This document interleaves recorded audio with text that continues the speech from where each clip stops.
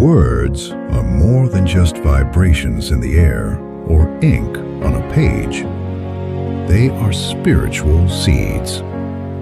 Just as God spoke the world into existence, our words have the creative power to build up or the destructive power to tear down. Think back to a time someone gave you a sincere compliment or word of encouragement. It likely gave you life, boosting your confidence and brightening your day. Conversely, a harsh or critical word can linger for years, creating death in our self-esteem or our relationships.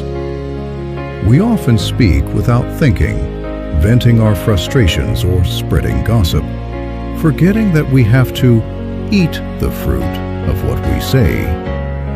If we speak words of complaint and fear, we taste bitterness.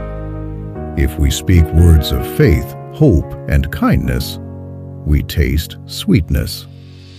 Today, consider yourself a gatekeeper. Before a word leaves your mouth, ask, is this bringing life or death?